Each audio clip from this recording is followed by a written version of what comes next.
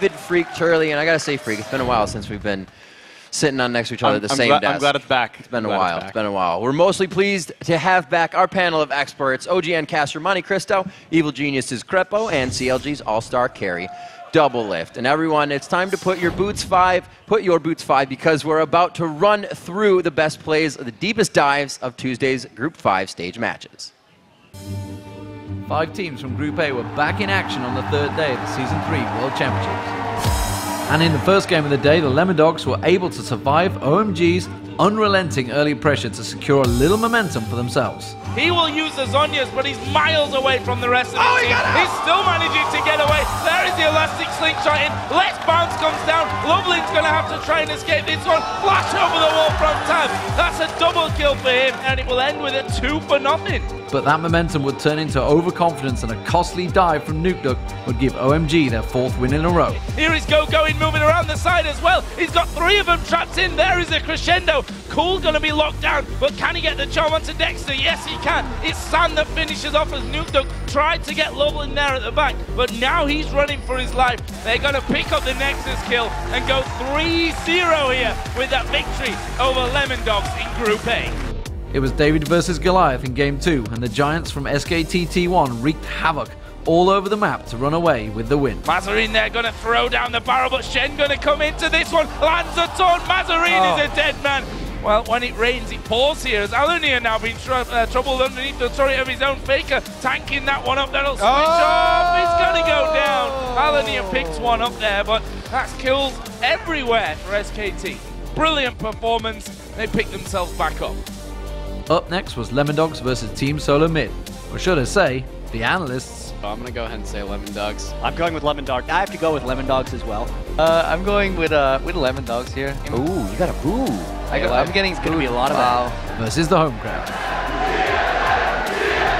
TSM got off on the wrong foot as the Lemon Dogs caught the odd one for both first and second blood. Oh, this is bad news. He's going to get taunted. He's going to get charmed. Odd one is a dead man. First blood Lemon Dogs. He's going to have to vault Baker through. There's the taunt though. They stop him. Cocoon lands as well. He flashes over the top, but they're going to keep chasing. Dyrus coming down from the top lane. Lots of damage to the odd one. One more hit will do it. Dexter picks up the kill. But the odd one kept his head in the game and helped Reginald get going. Oh, and there's the assault and battery going through. Nukeduck here in so much trouble underneath the tower. Reginald picks up the kill. That will bring them level on the kills and ahead in gold. TSM would go on to win in convincing fashion, getting the shutdown on their critics. For now.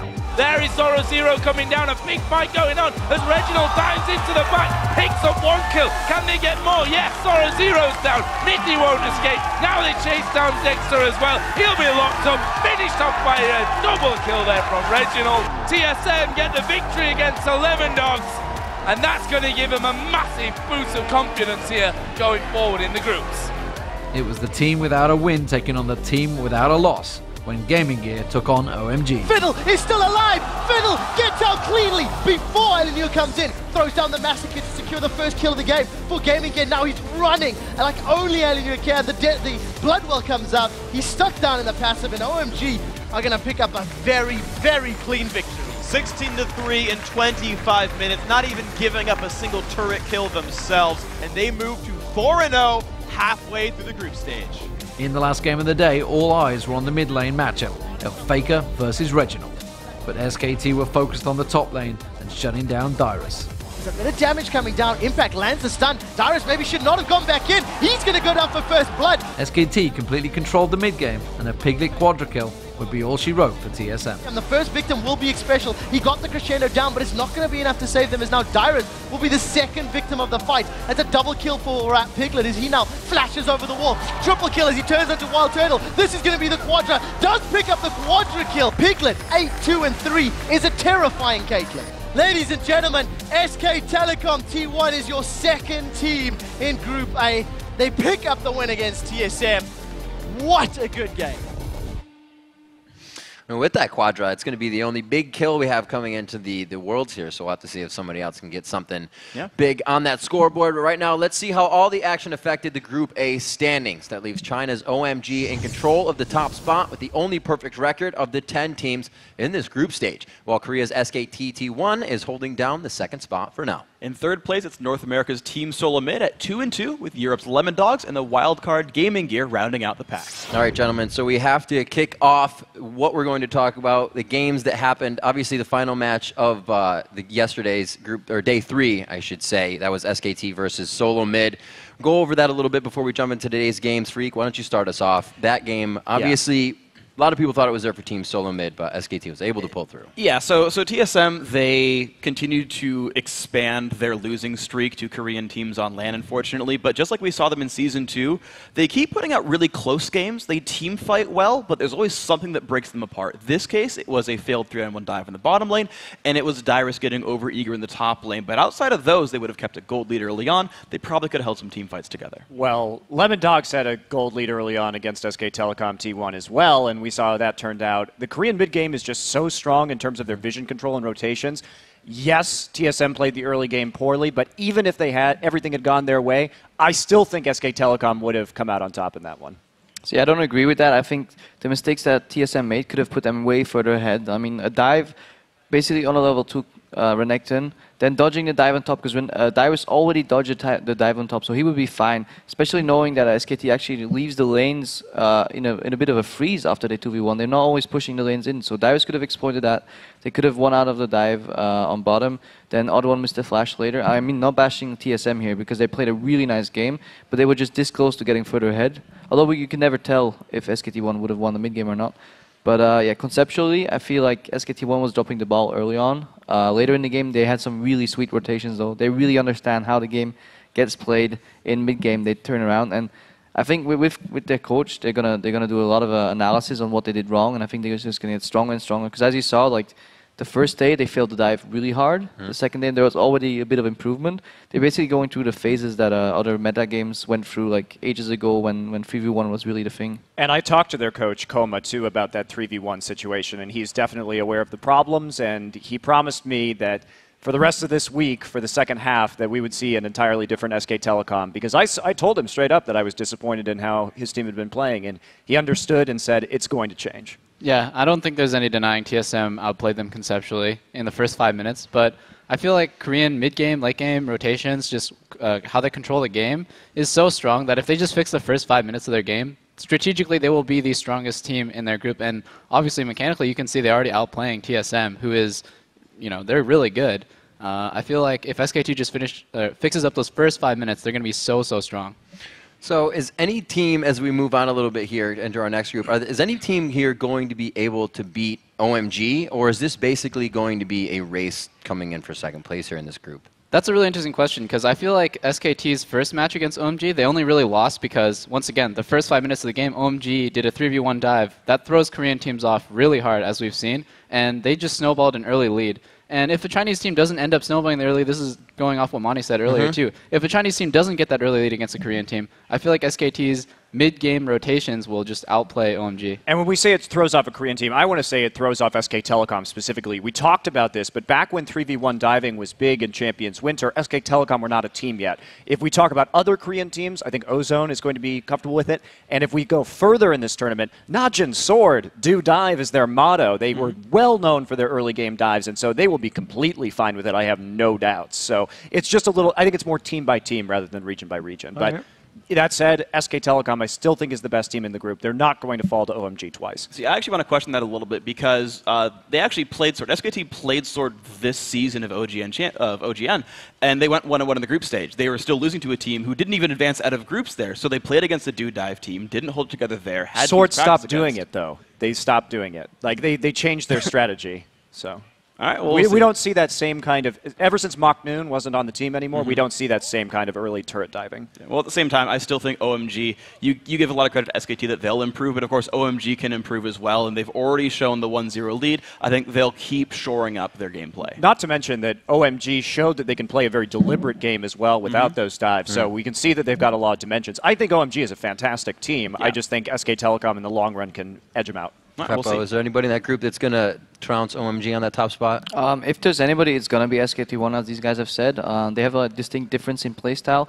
Well, OMG is really scary in the team fights. SKT1 obviously well executing team fights as well. OMG is not afraid to dive at any point. I just think the fact that OMG is now 4-0, that means they have a little bit of leeway. They have a 1 game extra won. They have room for error. They play without as much pressure because if you're first in group, especially whenever you've played like these group type of matches, then you can play a lot more liberated.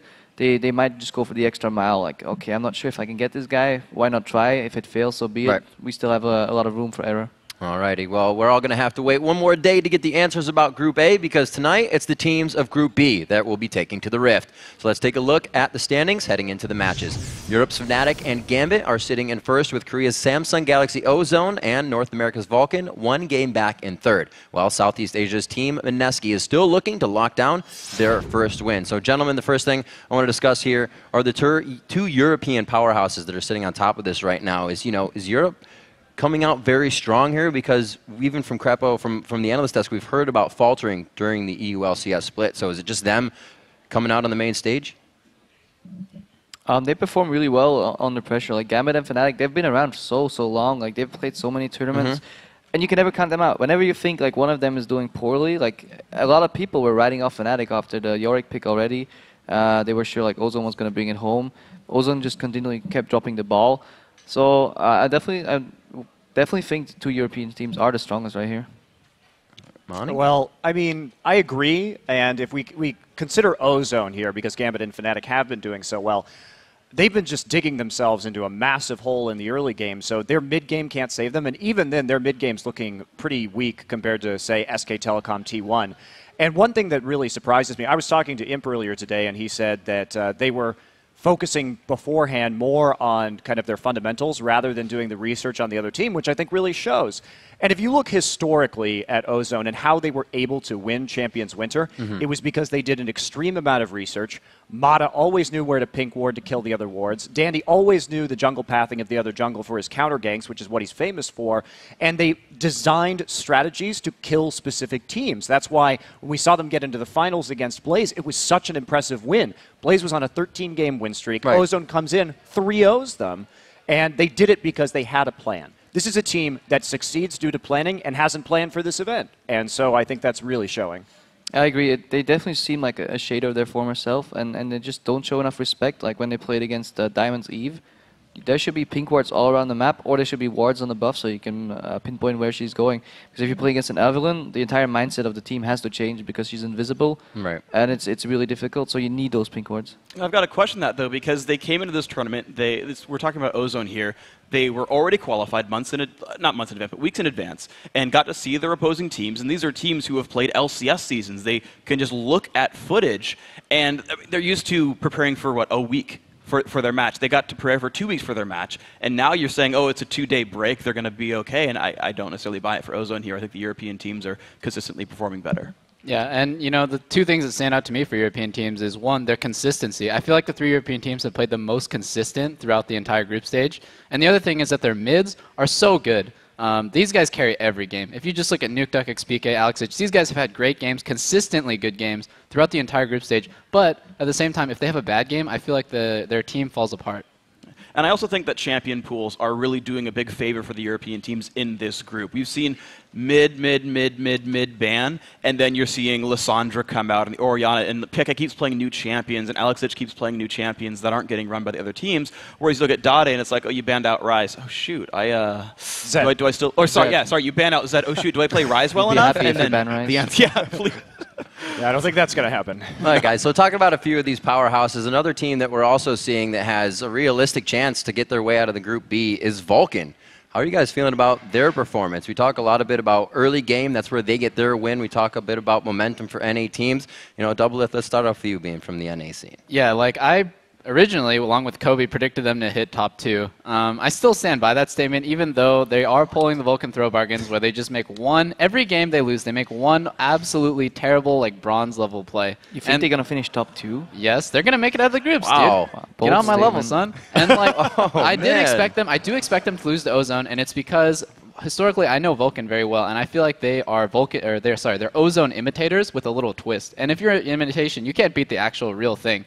And I feel like their other loss against Gambit, they just made the Vulcan throw bargains happen in the first like 8 minutes of the game. When I hear you and Kobe talking about Vulcan, I feel like you're just staring wistfully into the horizon saying, if only they didn't make that bad play. But guess what, Double Lift? They always make the bad play. I believe, They always do. I believe. And so I don't see how you can say, yes, they're strong in the laning phase, but with the conceptual mistakes they make, they can never take advantage of it, and I don't see them capitalizing on this at all. I think they have a chance if they run a more heavily aggressive team because they consistently get ahead early game. And if you take a page from like OMG's book, like get ahead early game, just like fight things all the time and dive people. And if Vulcan did a little bit of that, whereas Ozone's a little bit more like passive and control based in their mid game, if they like pulled an OMG and said, all right, early game lead, and then dive things, they've got a really good shot of snowballing past all the other teams in the group.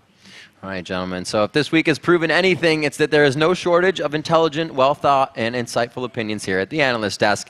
It also has proven that you, the viewers, are a lot better at predicting the winners than Crepo over here, this guy. Let's take a look at the Analyst Desk standings. The viewers are sitting on top with a 16-4 record and riding a 5-game winning streak after correctly choosing all of Tuesday's victors. You guys are holding on to the back of that vehicle. They are pedal to the metal on. Then there's the rest of you. So good. Freak the Casters started Tuesday, tied for first, and then Jat happened. So was there any tension in the green room between the Casters, Freak? No, I think we all believe in Kobe. He got us into first place in the beginning, and I think he can carry the weight here for the Casters. So you're going to put it on the jungler? I mean, I can hold my own, but Kobe's the carry. All right, don't blame the jungler. No. I said it's, you blame Jat. I'm not blaming Jat. I just was seeing if there was anything going on. I believe in Kobe. All right, we'll see. So before we get to our first predictions of the day, let's tell you who's playing first. Kicking off the action is Korea's Ozone, looking for revenge and a share of second place when they take on Gambit. Then Xpeke and the Red Hot Fnatic look to even the score against ManCloud and Vulcan. Then after that, Team Mineski takes the stage against Alex Ich and Company, and then Fnatic looks to complete their sweep of Ozone. Finally, to round out the day, Vulcan tries to make it 2 in a row against Mineski. Okay, gentlemen, so let's hear your picks. We're going for Ozone versus Gambit. Crepo, we're starting with you, so you cannot sabotage anyone's picks. Okay. I'll go with Gambit, so all the other guys probably want to pick another team, just getting that one out there. But yeah, I think Gambit has the edge here. They're playing solid, consistent. They're bringing the Bootcamp Gambit show again. Combined, their mid lane jungler combo is really hard to beat. Initially, I would have given it to Ozone, but like throughout the groups, we've seen that Ozone has been struggling, and Gambit's just being really, really solid. So yeah, they're my pick. You know, this is a really hard game to call, but I'm going to go with Ozone. And this is just a gut feeling of mine because I feel like Ozone won't make the same mistakes that they've been making the first 2 days, where Dade's champion pool is a problem. And they're just like, they're basically just super uncoordinated. It's so uncharacteristic of them to lose games like that.